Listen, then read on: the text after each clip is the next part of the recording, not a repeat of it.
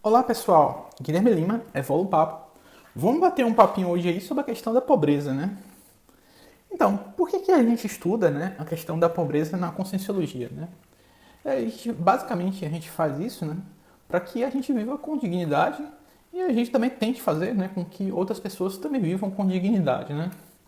Então, para a gente entender isso, né, a gente precisa entender, né, a natureza da pobreza, né, da questão da pobreza.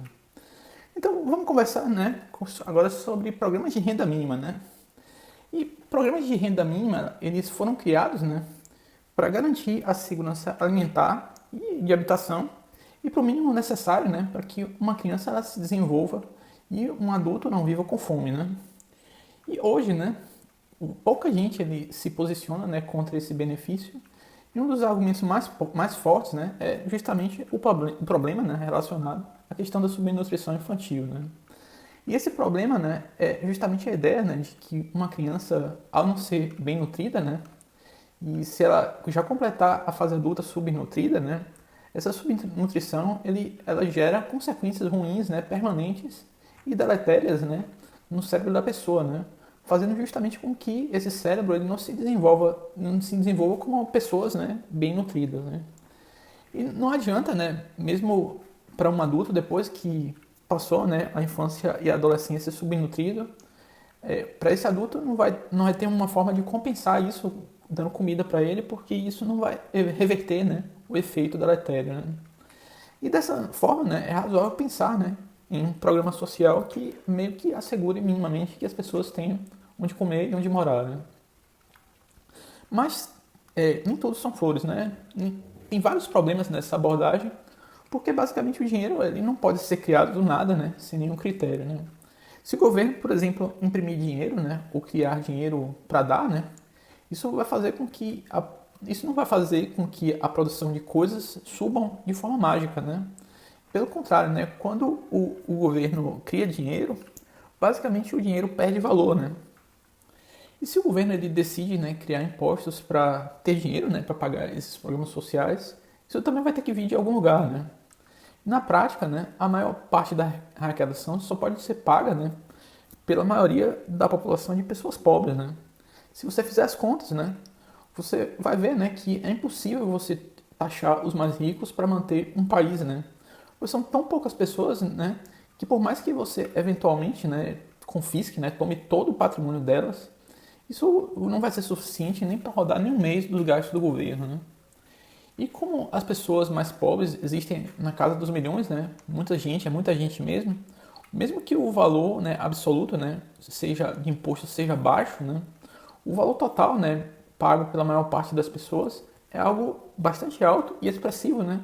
E a maior parte dos impostos é pago pelas pessoas mais pobres, justamente porque mesmo sendo o valor não tão alto, né, de forma absoluta, o valor total, né, sendo um pouquinho de milhões de pessoas, né, isso é algo que é bastante mais expressivo, né. Então, vamos raciocinar, né?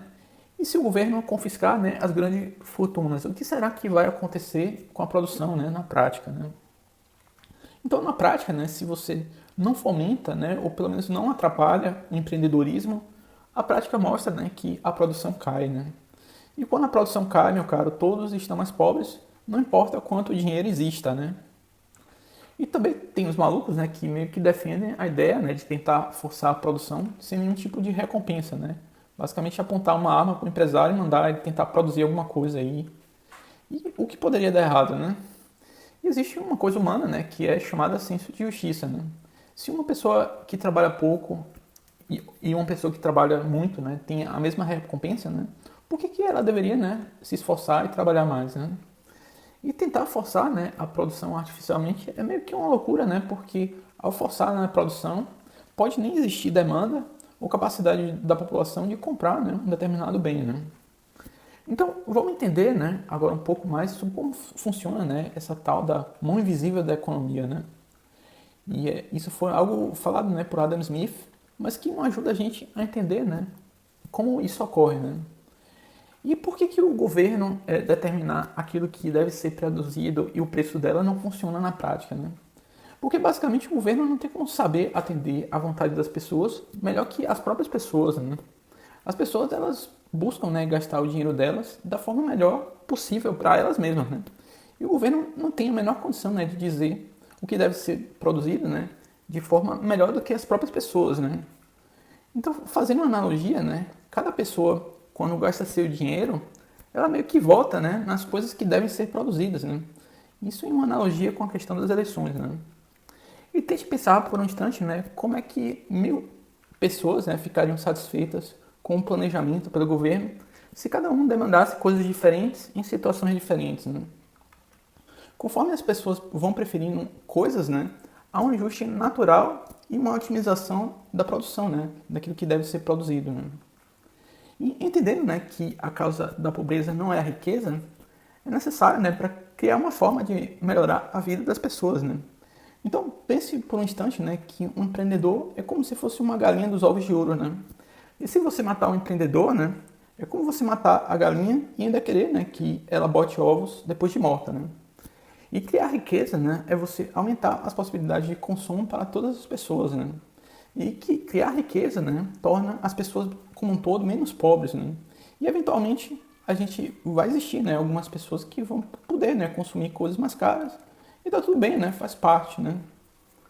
E uma evidência, né, que isso funciona é justamente uma comparação, né, entre o que uma pessoa pobre hoje ela tem acesso, né, em comparação com o que um rei tinha na Idade Média, né?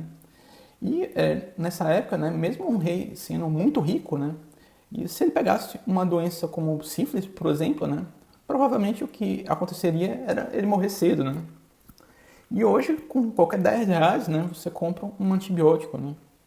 E o que a reflexão que eu trago, né, o que adiantaria, né, toda a riqueza do mundo em face à morte, né? Então, isso mostra, né, que quando você desenvolve a economia, né, você inclui, né, as pessoas mais pobres em uma porção de coisas, né? E uma pessoa rica, né, ela se torna rica por fazer as pessoas mais pobres um pouco menos pobres e um pouco mais ricas, né?